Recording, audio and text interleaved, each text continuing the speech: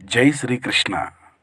మనం భగవద్గీత 1వ అధ్యాయం 2వ అధ్యాయం పూర్తి చేసుకున్నాం. దాని యొక్క సారాంశము ఇప్పుడు మీకు సున్నితంగా చదివి వినిపిస్తాను. అందరికీ నమస్కారం. మనిషి జీవితంలో ఎన్నో యుద్ధాలు ఉంటాయి. కొన్ని బయట ప్రపంచంతో, మరికొన్ని మనసులోనే. అలాంటి అయోమయం, బాధ, ధర్మ సంకటానికి సమాధానం చెప్పిన మహాగ్రంథమే భగవద్గీత. ఈరోజు భగవద్గీత 1వ అధ్యాయం అర్జున విషాద యోగం యొక్క సారాంశం మరియు 2వ అధ్యాయం యొక్క సాంఖ్యయోగం యొక్క సారాంశాన్ని కూడా తెలుసుకుందాం. 1వ అధ్యాయం అర్జున విషాద యోగం.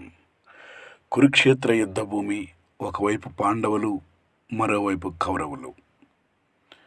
శంఖాలు మోగాయి, యుద్ధానికి సమయము వచ్చింది.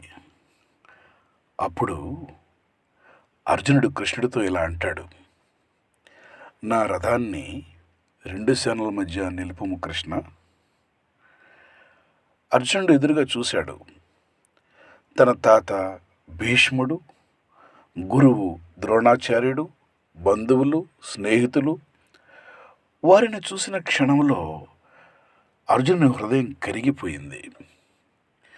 వారిని చంపి నేను ఏ రాజ్యం పొందాలి? ఇలాంటి విజయానికి అర్థం ఏంటి అని బాధపడిపోయాడు. చేతిలోని గాంధీవం జారిపోయింది. శరీరం వణికింది. మనసు బలహీనమైంది. అర్జునుడు యుద్ధం చేయనని రథంలో కూర్చున్నాడు.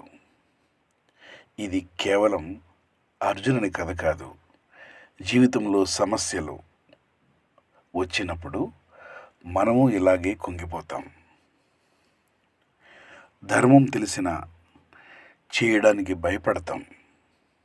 అందుకే ఈ అధ్యాయాన్ని అర్జున విషాద యోగం అంటారు. ఎందుకంటే కొన్నిసార్లు బాధే జ్ఞానానికి ద్వారం అవుతుంది. 2వ అధ్యాయం సాంఖ్యయోగం. అర్జునుడు పూర్తిగా నిరాశతో ఉన్నప్పుడు శ్రీకృష్ణుడు చిరునవ్వుతో చూడటం, మాట్లాడటం ప్రారంభించాడు. ఈ బలహీనత నీకు తగదు అర్జున, ధైర్యంగా లేచి నిలబడు అని చెప్పాడు. ఇక్కడి నుంచే భగవద్గీత అసలు బోధ ప్రారంభం అనేది అవుతుంది. ఆత్మ శాశ్వతం. శ్రీకృష్ణుడు చెబుతాడు, శరీరం నశిస్తుంది, కానీ ఆత్మ ఎప్పటికీ నశించదు. మనిషి పాత బట్టలు విడిచి కొత్త బట్టలు వేసుకున్నట్టే ఆత్మ ఒక శరీరాన్ని విడిచి మరో శరీరాన్ని స్వీకరిస్తుంది. అందుకే జననం మరణం సహజం. జ్ఞాని వాటికి బాధపడడు. కర్తవ్యమే ధర్మం.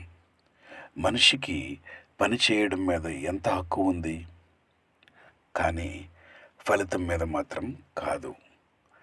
కర్మణ్యేవాధికారస్తే మా ఫలేషు కదాచన అనే గీతావాక్యం జీవితానికి మహాసూత్రం. ఫలితం గురించి భయపడకుండా ధర్మం కోసం పనిచేయాలి. మనసే శత్రువు, మనసే మిత్రుడు. మనిషి విషయాల గురించి ఎక్కువగా ఆలోచిస్తే కోరికలు పెరుగుతాయి. కోరిక నెరవేరకపోతే కోపం వస్తుంది. కోపం వల్ల మోహం, మోహం వల్ల జ్ఞానం నశిస్తుంది. చివరికి మనిషి పతనమవుతాడు. అందుకే మనస్సును నియంత్రించుకోవాలి. స్థితప్రజ్ఞుడు ఎవరు? సుఖంలో పొంగిపోని, దుఃఖంలో కుంగిపోని, ప్రశంస వచ్చినా మారని, నింద వచ్చిన కథలని అలాంటి స్థిరమైన మనస్సున్న వాడే స్థితప్రజ్ఞుడు. ఇప్పుడు ముగింపు. భగవద్గీత మొదటి 2 అధ్యాయాలు మనకు చెప్పే గొప్ప సత్యం ఏంటి అంటే, బాధలు జీవితంలో సహజం, కానీ ధైర్యం కోల్పోవడం కాదు. శరీరం తాత్కాలికం, ఆత్మవిశ్వాసం ఫలితం కోసం కాదు, ధర్మం కోసం జీవించాలి. మనస్సును జయించిన వాడే నిజమైన విజయుడు. శ్రీకృష్ణుడు అర్జునునికి ఇచ్చిన ఈ జ్ఞానం ఈరోజు ప్రతి మనిషికి మార్గదర్శకం. హరే కృష్ణ, హరే కృష్ణ. ధన్యవాదాలు. ఈ ఛానల్ లైక్ చేయండి, షేర్ చేయండి, సబ్స్క్రైబ్ చేయండి.